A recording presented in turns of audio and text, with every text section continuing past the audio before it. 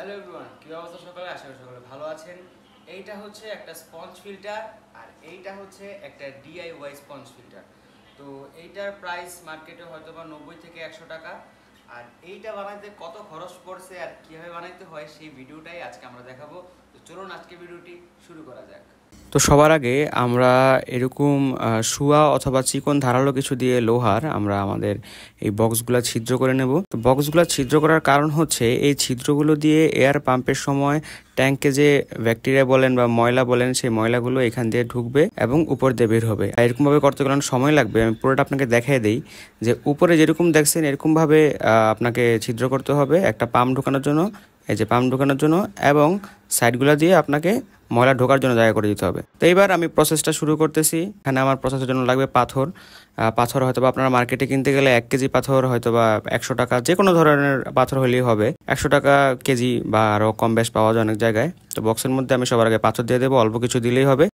তারপর ইউজ করবো ceramic ring.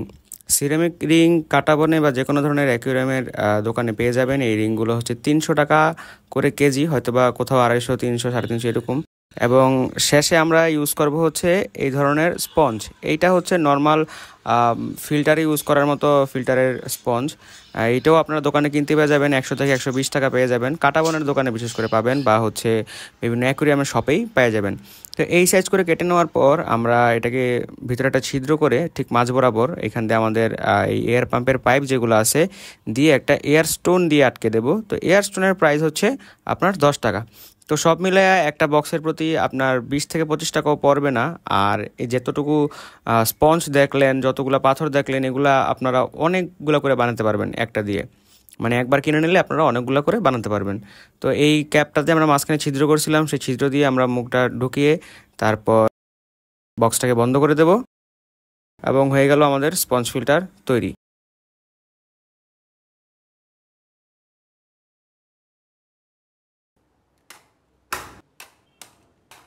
তো আমরা এখন এই দুটাকে টেস্ট করে দেখবো আসলে কিরকম কাজ করে। তো আমার কাছে একটা এয়ার পাম্প ছিল। এই এয়ার পাম্পটা আমি এখন নর্মাল স্পঞ্জ ফিল্টারে কানেক্ট করে দেখব যে কি অবস্থা, কীরকম পাম্প হয়, এবং আমাদের ডিআইওয়াই আমরা যেটা তৈরি করেছি সেটাতেও আমরা অ্যাপ্লাই করে দেখব। তো এর জন্য আমি ইউজ করতেছি একটি কানেক্টর, যে কানেক্টরের ভলিউম সহ আছে। আপনি চাইলে এটাকে অন অফ করে রাখতে পারবেন মাঝখানে চাবিটা ঘুরায়া। তো চলেন আমরা ট্রাই করে দেখি কি অবস্থা। এটা অবশ্য স্পঞ্জ ফিল্টার, এটা লাগালেই চলবে, এটা জানা কথা। এই স্পঞ্জ ফিল্টারের দাম মার্কেট প্রাইস হচ্ছে 90 থেকে 100 টাকা। এখানে দেখতে পাচ্ছেন এয়ার পাম্প খুব সুন্দরভাবে কাজ করছে। এবার আমাদেরটার পালা। তো আমরাও আমাদেরটা যেই তৈরি করেছি সেটাকে আমি কানেক্টরের সাথে লাগিয়ে দিই, যেটা আমার এয়ার পাম্প আছে।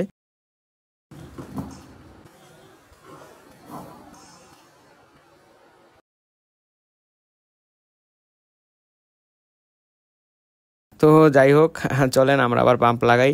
তো পাম্প লাগানোর পরে অন করে দিলাম, দেখেন আমাদের পাম্প কত সুন্দর করে হচ্ছে। তো বড় বড় ফার্মের জন্য আপনারা টাকা বাঁচাতে চাইলে এই সিস্টেমটা অবলম্বন করতে পারেন, খরচ অনেক কমে যাবে।